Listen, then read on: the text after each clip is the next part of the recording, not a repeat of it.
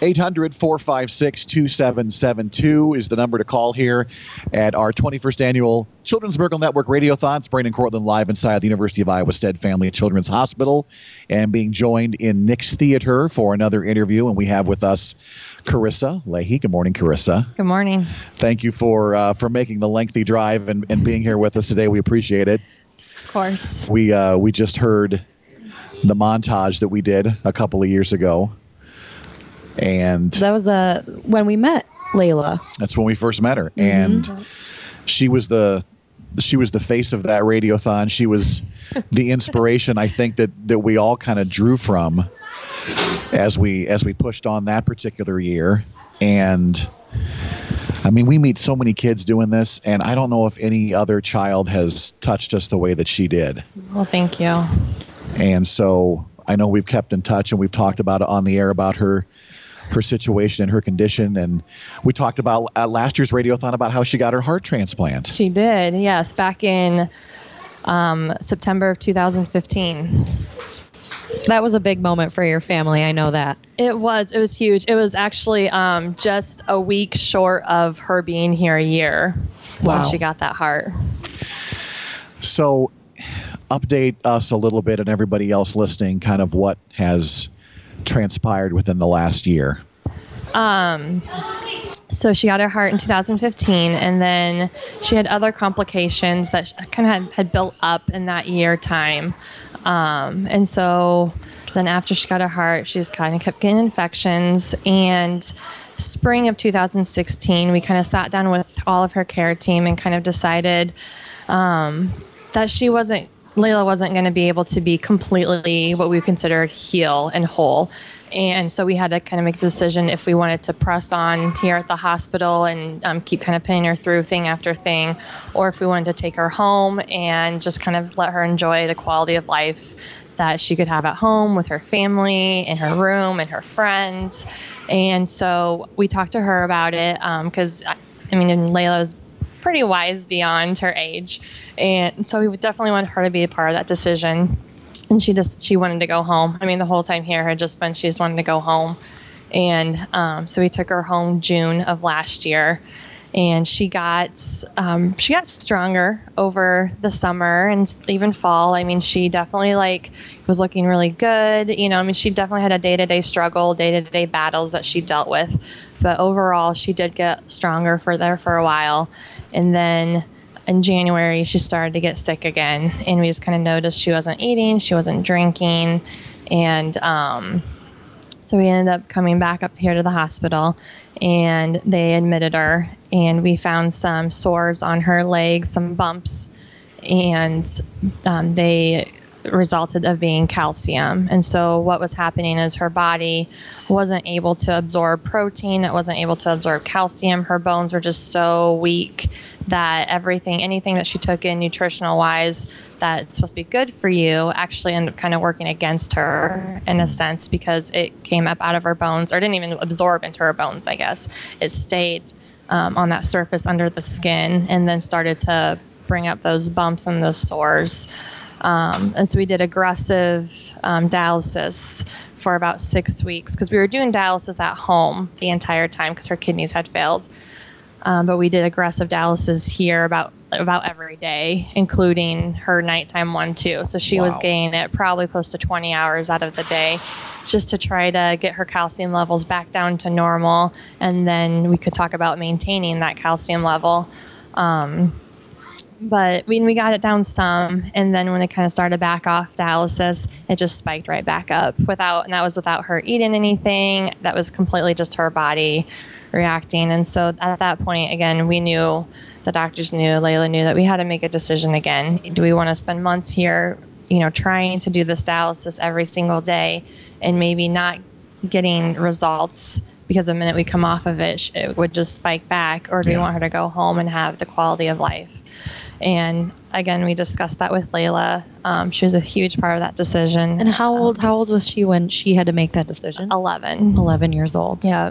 That must have been tough for you as a family to all sit down and decide this, this has to stop. How do you ask your 11-year-old? How do you ask that question? I don't, to this day, I know we did, but I don't know. We sat down, and at that point, she was in pain, and she just wasn't, she was happy because she was Leila, but she wasn't happy. And so at that point, when she would talk about going home, she meant heaven at that point. Like, she started saying, I'm ready to go home. And at that point, it meant heaven and not our home in Ankeny. 800-456-2772.